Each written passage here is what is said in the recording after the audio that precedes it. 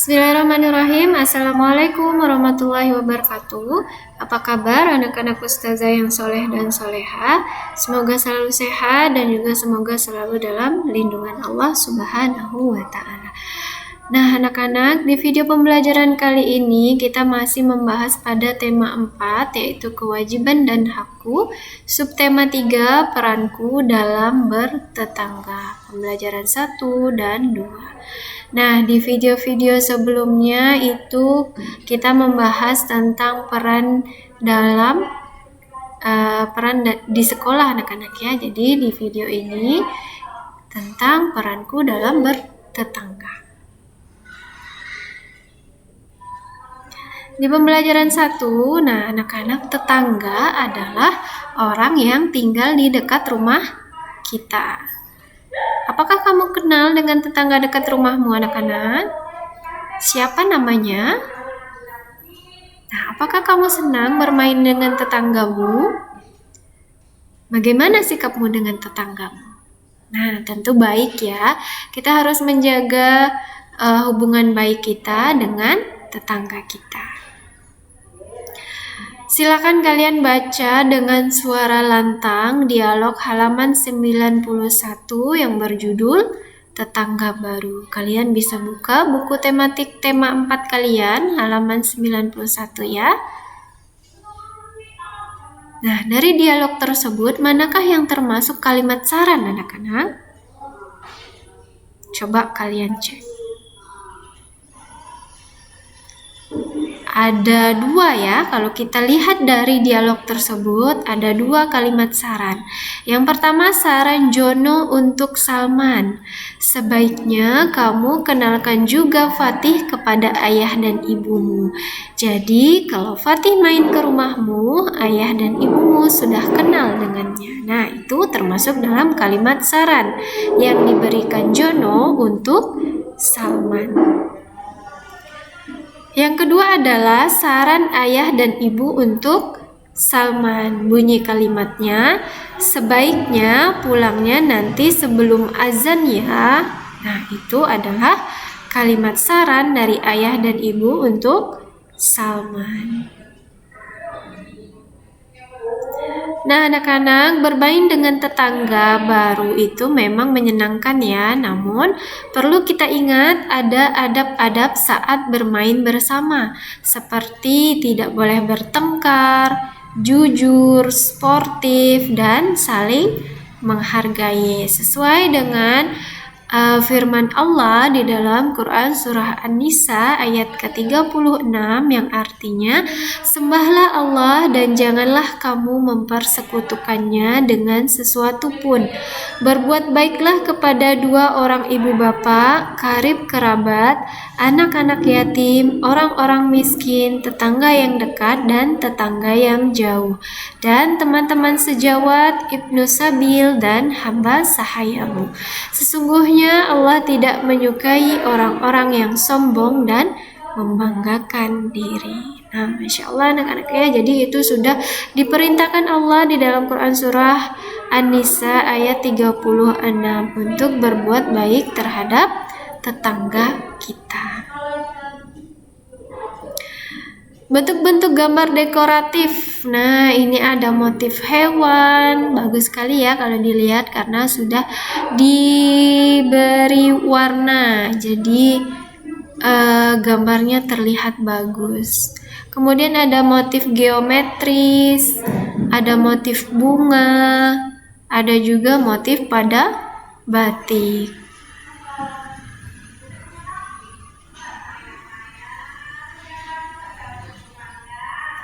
Menggambar dekoratif dengan bantuan garis. Nah, kalian bisa siapkan alat dan bahannya, yaitu buku gambar, pensil, penghapus, penggaris, dan krayon.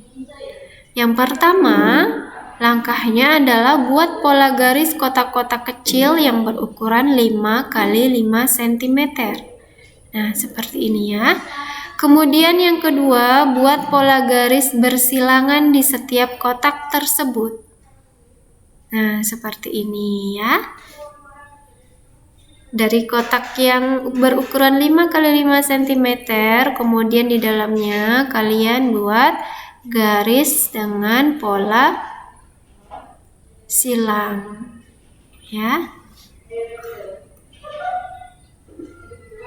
Kemudian yang ketiga adalah warnai gambar segitiga pada setiap kotaknya dengan krayon. Perhatikan variasi segitiga pada kolom pertama, kedua, dan ulangannya. Nah, ini tadi ya. Kemudian, nah ini dia, nah anak-anak ya, beri warna dan variasi di dalam bunganya agar lebih indah. Pembelajaran 2, bacalah teks halaman 99, saling berkirim makanan. Nah, berkirim makanan ini merupakan salah satu adab yang baik dalam bertetangga, anak-anak ya.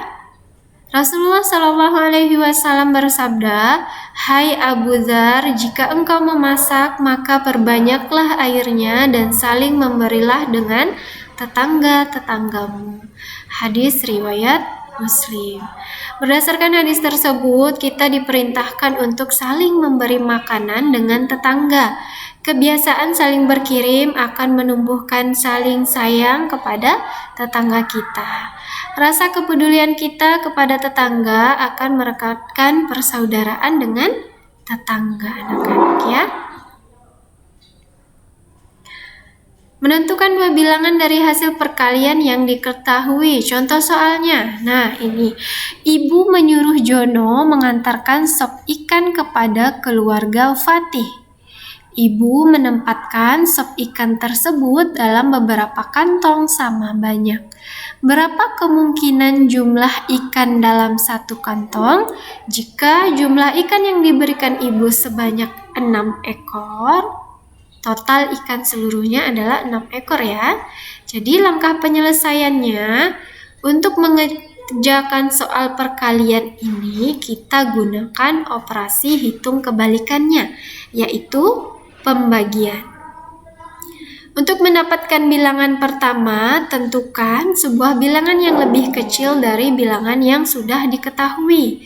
Jadi bilangan tersebut merupakan kelipatan dari bilangan asli. Selanjutnya, bilangan hasil yang diketahui dibagi dengan bilangan pertama yang ditentukan. Maka kita akan mendapatkan bilangan kedua. Nah, ini lebih jelasnya ya pembahasan contoh soal tadi. Jadi jumlah ikan dalam kantong itu berjumlah 6. Bilangan pertama sama dengan jumlah kantong. Bilangan kedua sama dengan jumlah ikan dalam kantong. Nah, coba kita perhatikan. Jumlah kantong dikali jumlah ikan dalam kantong sama dengan jumlah ikan seluruhnya. Yang sudah diketahui adalah jumlah ikan seluruhnya. Sementara jumlah kantong dan jumlah ikan dalam kantong belum diketahui.